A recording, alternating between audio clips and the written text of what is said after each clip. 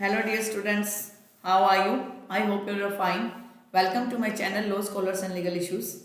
I am Advocate Vanita. I am presenting here again with another important topic that is relating to Rajasthan judiciary.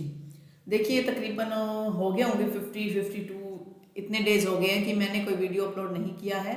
कुछ problem की वजह से मैं video upload नहीं कर पाई थी, लेकिन मेरे पास मैसेज भी आया था कि मैम आप राजस्थान के जो माइनर एक्ट्स हैं उनको आप जो कवर अप करवा दीजिए। तो उसके लिए जो है मैं आज आपके लिए लेके आई हूँ द प्रोटेक्शन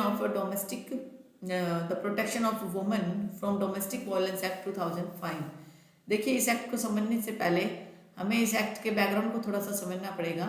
बैकग्राउंड इसका ये कह रहा है कि ये जो एक्ट है ये अपने इंडियन जो प्रयासों से नहीं आया था, बल्कि इंटरनेशनल लेवल पर कुछ एक ऐसे स्टेप उठाए गए थे जिनके बाद इस एक्ट को लाया गया, इस एक्ट को कंसिडर किया गया। जैसे कि अगर आप देखें तो 1994 के अंदर क्या हुआ कि 1994 के अंदर एक वियना अकॉर्ड हुई थी। वियना अकॉर्ड हुई थी। काफ़ी दिन बाद मैं यूज़ कर रही हूँ इस पेन को, तो थोड़ा सा दिक्कत भी मेरे को फील हो रहा है। ठीक है, पहले वियना अकॉर्ड हुई थी, फिर हुई थी Beijing declaration. Beijing declaration and the platform of action. ये कब हुआ था? 1995 में। 1994, 1995 Beijing declaration and the platform for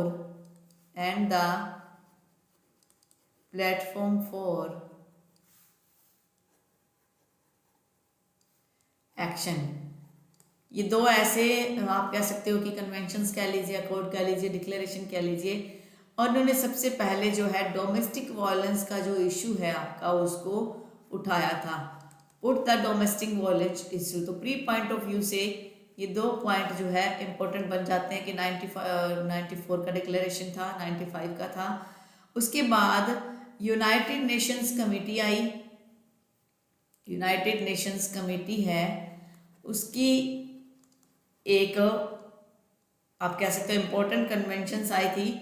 उस कन्वेंशंस ने क्या किया कि काफ़ी हद तक जो ये रेकमेंडेशन इस कमेटी की थी, the committee on convention on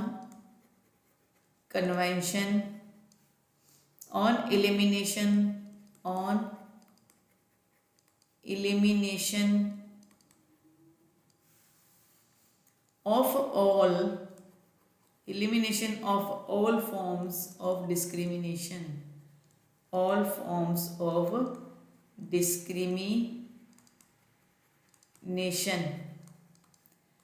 against women।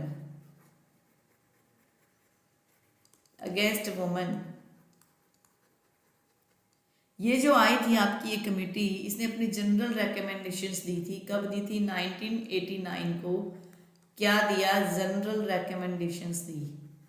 General recommendations दी किस बेस पर? General recommendations for the protection of women. किस पर्पस के लिए? For the protection of women.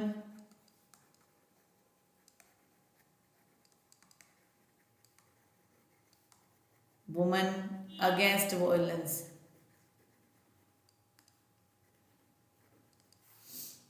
Violence के अगेंस्ट इन्होंने क्या किया? प्रोटेक्शन के लिए रिकमेंडेशंस दी थी। और ये वायलेंस सिर्फ एक पर्सन से रिलेटेड नहीं, but the whole family. This violence not relating to person. This violence या दिस प्रोटेक्शन आप कह सकते हो against the whole family members, against the whole family members।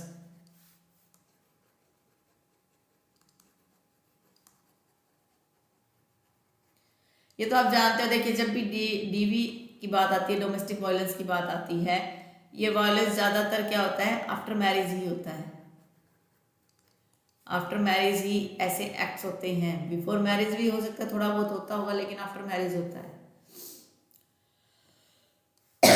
उसके अंदर कौन कौन शामिल हो सकते हैं? हस्बैंड शामिल हो सकता है, उसके रिलेटिव शामिल हो सकते हैं। ये इंटरनेशनल लेवल पर कुछ कदम उठाए गए थे और इंडिया जो है एक सिग्नेटरी है इनका। India is signatory. सिग्नेटरी का मतलब कि जो ये कुछ भी कमेटी हुई उनमें या जो भी डिक्लेरेशन उनमें उन्होंने पार्टिसिपेट किया, एक सिग्नेटरी बन गया। जब कोई सिग्नेटरी बन जाता है कंट्री तो उसे उन रिकमेंडेशंस को फॉलो करना पड़ता है और उससे रिलेटेड जो है एक लॉ भी लेकर आना पड़ता है। अगर हम बात करें इंडियन लेवल पर, अगर हम इंडियन लॉ की बात करें तो there are two types of laws in India. There are two types of laws. One law कौन सा है आपका? सिविल, और सेकंड है क्रिमिनल। अगर हम सिविल की बात करें तो civil law does not address any type of domestic violence term को कोई बात नहीं करता। लेकिन क्रिमिनल में अगर हम बात करें तो आप वायलेंस की अगर बात करते हो, वायलेंस में क्या है, क्रूल्टी भी आ जाता है। तो अगर इंडियन के क्रिमिनल सिस्टम की बात करें तो 498A जो सेक्शन है वो इसी से डील करता है। लेकिन जुर्त था डोमेस्टिक वायलेंस को, ये तो क्या क्रूल्टी है, जुर्त था डोमेस्टिक वायलेंस को प्रोटेक्ट करना, डोमेस्टिक वायलेंस को प्रोटेक्ट करना। देखिए अगर क्रिमिनल केस होता है कोई तो ठीक है, एक्यूज्ड को एफआईआर दर्ज किया जाता है, उसको पकड़ लिया जाता है, लेकिन उस विक्टिम को क्या मिला? क्या उसको कोई सिविल रेमेडीज मिली? क्या उसको रहने के लिए कुछ घर मिला? क्या उसको कोई कंपनसेशन ऑर्डर मिला? क्या कोई कस्टडी का ऑर्डर मिला? या उसको कोई प्रोटेक्शन ऑर्डर मिला? क्या ऐसी कुछ फैसिलिटी मिली? नहीं मिली। तो उस पर्पज को फुलफिल करने के लिए डोमेस्टिक वायलेंस एक्ट जो है वो 2005 में एग्जिस्ट हुआ। इसके अलावा अगर हम बात करें इंडियन कॉन्स्टिट्यूशन की तो इंडियन कॉन्स्टिट्यूशन भी हमें फंडामेंटल राइट्स प्रोवाइड करता है। कौन कौन से आर्टिकल में? आर्टिकल 14 में, 15 में और 21 में। 14 में इक्वलिटी, नो डिस्क्रिमिनेशन और right to life with dignity. अगर इस एक्ट की हम पूरी तरह से बात करें तो ये मोस्टली हर एक उस वुमन को कवर करता है जिस वुमन को के साथ डोमेस्टिक वायलेंस एक्ट होता है। This act relating to the marriage relationship को भी कवर करता है, ठीक है, लिव इन को भी कवर करता है, कोई अडॉप्शन से कोई रिलेशनशिप बना है उसमें भी कवर करता है, किसी फीमेल के साथ कुछ एक्टिविटी हो रही है। कॉन्सेग्न्यूटी होता है एक टर्म, आपने देखी होगी, एक टर्म यूज की जाती है कॉन्सेग्न्यूटी। इसका मतलब है कि ब्लड रिलेशन में कोई भाई बहन है, भाई बहन पर अगर डोमेस्टिक वायलेंस कर रहा है तो उससे रिलेटेड हो गया। या फिर आप कह सकते हो सॉरी, या कोई और भी रिलेशन है, अगर सेम घर में कोई रह रहा है, शेयर्ड हाउस होल्ड है, तो उस मामले में आप जो है कंप्लेंट फाइल कर सकते हो। अगर हम इस एक्ट की बात करें तो इस एक्ट में साफ तौर पर लिखा है the protection of women from domestic violence act, यानी कि इस एक्ट में वुमेन्स कवर होंगे। वो सिस्टर्स हो सकती हैं, कोई विडोज हो सकती हैं, मदर हो सकती हैं, सिंगल वुमेन हो सकती हैं, कोई भी एक वुमेन जो है वो इस एक्ट के तहत कवर हो जाती है। तो हम इसको अब थोड़ा सा एक्ट को करते हैं हम बेयर एक्ट के साथ, जिससे हमें थोड़ा सा आसान हो जाए इसको करना, समझना। और अब ये करवाना मेरे लिए इसलिए ज़रूरी था क्योंकि अगर प्री पॉइंट ऑफ व्यू से देखो तो आप एग्जाम में आपसे पूछा जा सकता है कि इंटरनेशनल लेवल पर क्या कौन कौन सी ट्रीटीज हुई थी, कौन कौन सी कमेटी थी जिसके तहत जो है इस एक्ट को लाया गया। हमें तो उसके बारे में थोड़ी सी नॉलेज होनी चाहिए। अगर हम बात करें the protection of women from domestic violence act, अगर हम इस एक्ट की बात करते हैं तो ये एक्ट हमें कह रहा है कि वो आपको प्रोटेक्शन प्रोवाइड करवा रहा है वुमेन को फ्रॉम डोमेस्टिक वायलेंस से। एक्ट नंबर ये 43 है, याद रह जाए तो आप रख ले लीजिए, अदरवाइज एग्जाम में तो नहीं पूछा जाता। डेट ऑफ असेंट क्या है? डेट ऑफ असेंट है 13 सितंबर 2005। इसकी क्या है? 13 सितंबर 2005 को इसको असेंट मिला, ठीक है। और ये कब से अप्लीकेबल हुआ? तो देखिए हम शॉर्ट टाइटल एक्सटेंड में उसे देखेंगे। अगर हम शॉर्ट टाइटल एक्सटेंड को देखते हैं तो ये एप्लीकेबल कब हो रहा है? जैसे लिया हुआ है, it shall come into force on such date, such date के ऊपर आपको ये फुट नोटिंग दे रखी है। सच डेट कौन सी डेट है, यहाँ पर आपको ये बता रखी है 17 अक्टूबर 2006 को। देखो कोई भी लॉ आता है उसकी एनफोर्समेंट तो तभी हो पाएगी ना जब उसको ऑफिशियल गैजेट में आप नोटिफाई करते हो, अदरवाइज पब्लिक को क्या पता चलेगा। एनफोर्समेंट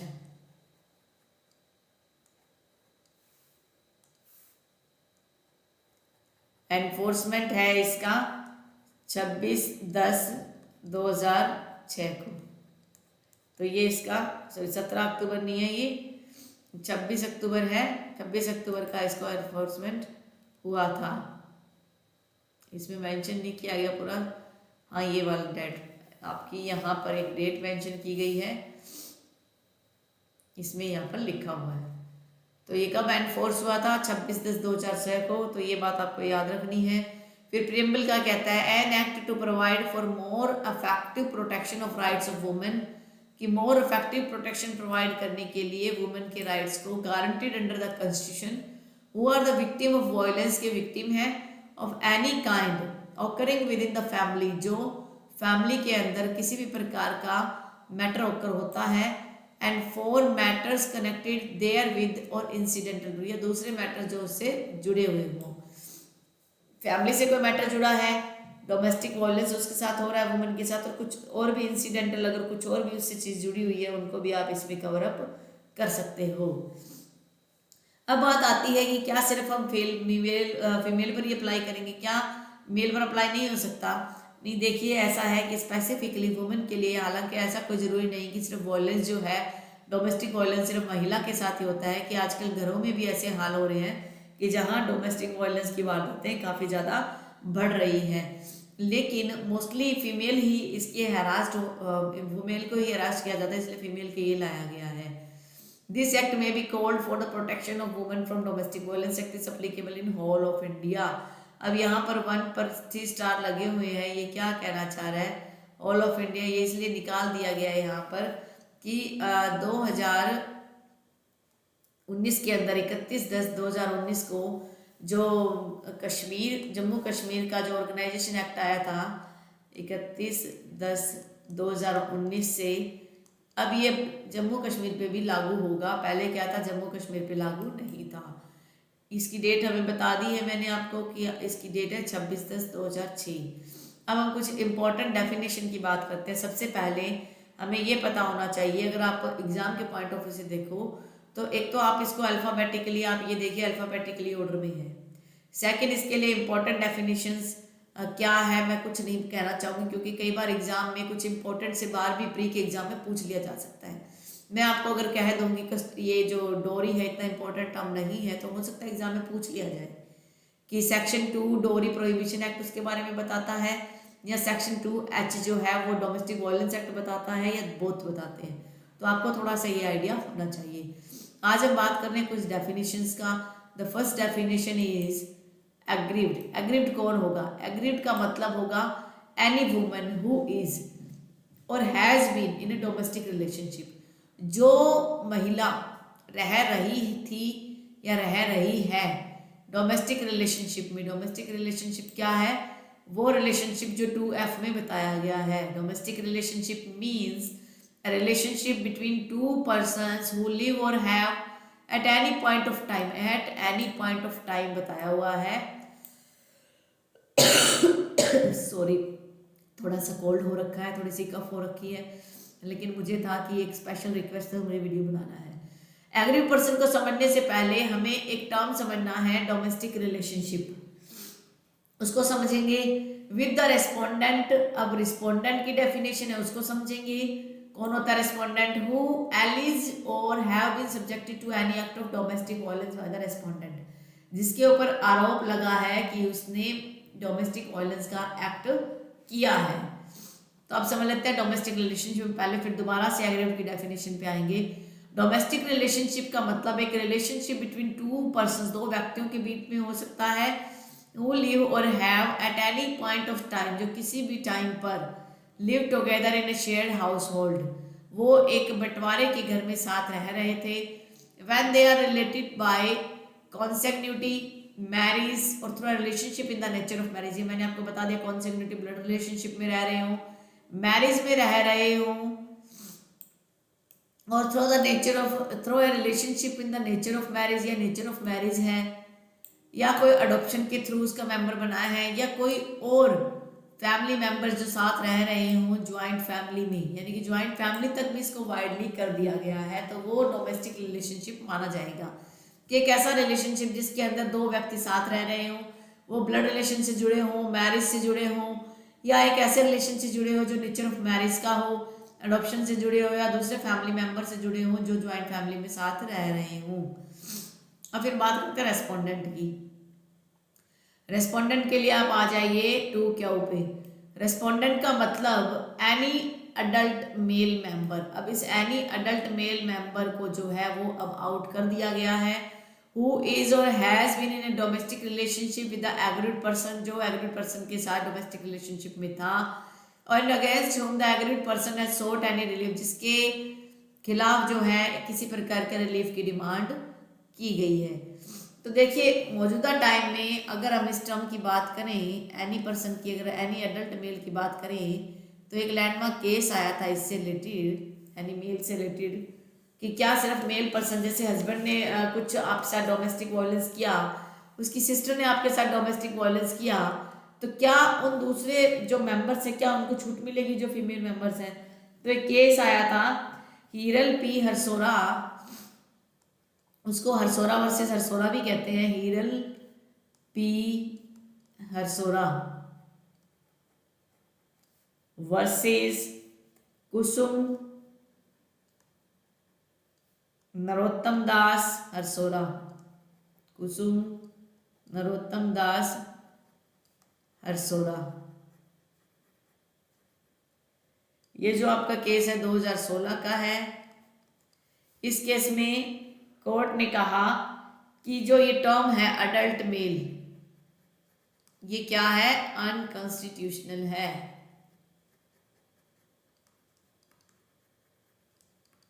ठीक है, तो अडल्ट मेल को कॉन्स्टिट्यूशनल डिक्लेयर कर दिया गया। मौजूदा टाइम में बेयर एक्ट में तो ये है, क्योंकि कोई जब तक अमेंडमेंट नहीं आएगा इसे नहीं निकाला जाएगा, लेकिन अभी इसकी कोई वैल्यू नहीं है। इसके साथ साथ आप इसके प्रोवाइजो को समझो। Provided that an aggrieved wife और female living in relationship in the nature of marriage में also file a complaint against relative of the husband और मेल पार्टनर, तो वो भी अपने हस्बैंड या मेल पार्टनर के अगेंस्ट जो है वो एक कंप्लेंट फाइल कर सकती है अगर वो लिव इन रिलेशनशिप में रह रही है। तो जब इस अडल्ट मेल मेंबर को निकाल दिया गया तो इस प्रोविजो का भी कोई मतलब नहीं बनता। ठीक है, तो इस प्रोविजो का भी कोई मतलब नहीं बनता है।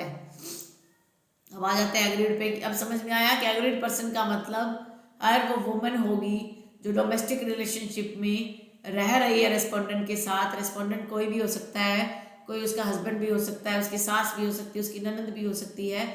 तो सब्जेक्टेड टू, अब आगे कह रहा है subjected to any act of domestic violence. अब any act of domestic violence क्या होगा, तो इसके लिए हम डोमेस्टिक वायलेंस का क्लोज जी देखते हैं। Domestic violence has the same meaning as assigned in section 3।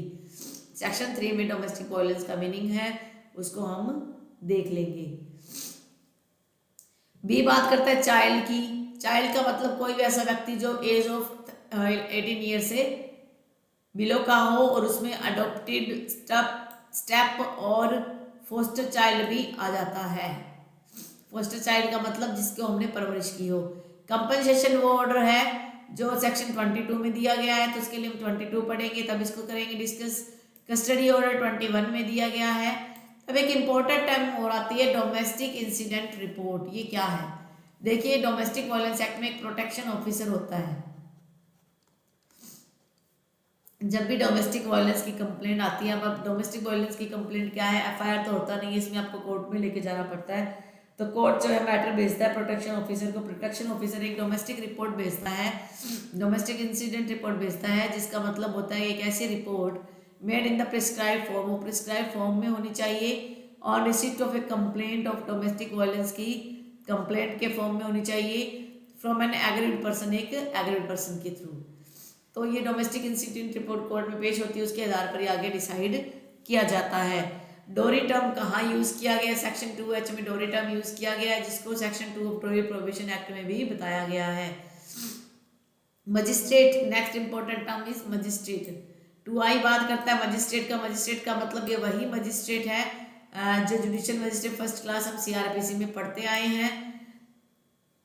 और एज द केस में भी द मेट्रोपॉलिटन मजिस्ट्रेट भी हो सकता है इसमें। Exercising jurisdiction under the code of criminal procedure in the area where the aggrieved person resides temporarily or otherwise, or the respondent resides, or the domestic violence is alleged to have taken, या तो temporary और otherwise रह रहे हो, agreed person रह रहा हो, या रेस्पोंडेंट रिजाइड कर रहा हो, या domestic violence is alleged to have taken, जहाँ पर डोमेस्टिक वायलेंस हुआ हो। 3 चीज़ें हो गई हैं।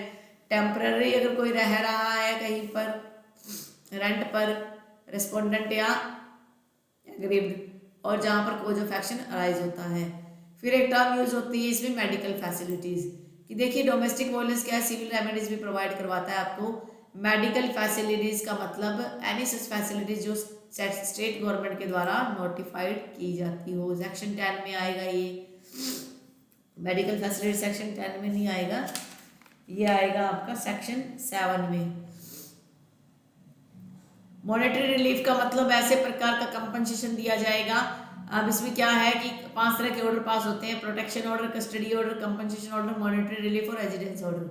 तो मॉनेटरी रिलीफ का मतलब होता है जो कंपनसेशन दिया जाएगा, मजिस्ट्रेट के द्वारा ऑर्डर किया जाएगा रिस्पोंडेंट को टू पे टू द एग्रीड पर्सन को पे करे at any stage during the hearing of an application, के दौरान वो उसे कह सकता है किस पर्पज के लिए, to meet the expenses incurred and loss suffered by the aggrieved person as a result of domestic violence.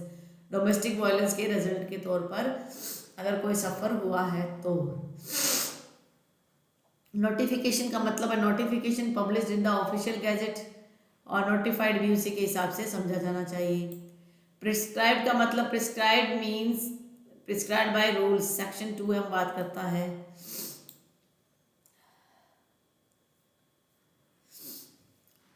फिर सर्विस प्रोवाइडर कौन होगा, जो सेक्शन 10 के सब सेक्शन 1 में दिया गया होगा। शेयर हाउस होल्ड का मतलब होगा एक ऐसा हाउस होल्ड, एक ऐसा घर, यानी कि सिंपल आप कह सकते हो जो सिंगली या अलोंग लिया हो, या वो ज्वाइंटली रह रहे हो, या टेनेंटेड हो, किराए पर रह रहे हो। ये पूरी की डेफिनेशन आप थोड़ा सा समझ लीजिएगा, कोई ज़्यादा कुछ नहीं, जिसमें किसी का चाहे वो रेस्पोंडेंट या दोनों का कोई भी टाइटल हो, इंटरेस्ट हो, और इसमें एक ऐसा हाउस होल्ड ज्वाइंट फैमिली के द्वारा भी एक्वायर किया हुआ हो सकता है। तो कहने का मतलब रेंटेड हो, खुद का लिया हो, ज्वाइंट फैमिली में रह रहे हो, सिंगल रह रहे हो, टाइटल इंटरेस्ट बन रहा है नहीं बन रहा है, तो सारा का सारा मैटर जो है वहाँ पर होगा। शेल्टर होम का मतलब जो शेल्टर होम जो है नोटिफाइड किया जाएगा स्टेट गवर्नमेंट के द्वारा। तो स्टेट गवर्नमेंट को वाइड पावर इसके अंदर दी गई है कि स्टेट गवर्नमेंट की एक ड्यूटी बनती है वो जो है इनको अच्छे से कवर अप करेगा। ठीक है, तो ये है आज का हमारा छोटा सा एक लेक्चर जो सिर्फ डेफिनेशंस को कवर कर रहा है। नेक्स्ट क्लास में हम सेक्शन 3 डोमेस्टिक वायलेंस से स्टार्ट करेंगे। उम्मीद करती हूँ कि आज का ये लेक्चर आपको अच्छा लगा होगा। अगर आपको आज का लेक्चर अच्छा लगा है तो आप मेरे इस लेक्चर को लाइक कीजिए, शेयर कीजिए, और मेरे चैनल को सब्सक्राइब नहीं किया तो चैनल को सब्सक्राइब कर लीजिए। बाकी तो डिपेंड करेगा कि तबीयत अगर ठीक रही या कुछ अर्जेंट रहा नहीं रहा तो मैं कोशिश करती हूँ डेली एक वीडियो अपलोड जरूर होगा। लेकिन देखिए सर्कमस्टेंसेज ऐसे हो जाते हैं कि कई बार हम वीडियो अपलोड नहीं कर पाते हैं, तो उसके लिए आप प्लीज़ मुझे सॉरी मैं फील कर रही हूँ। Thank you for watching, have a nice day.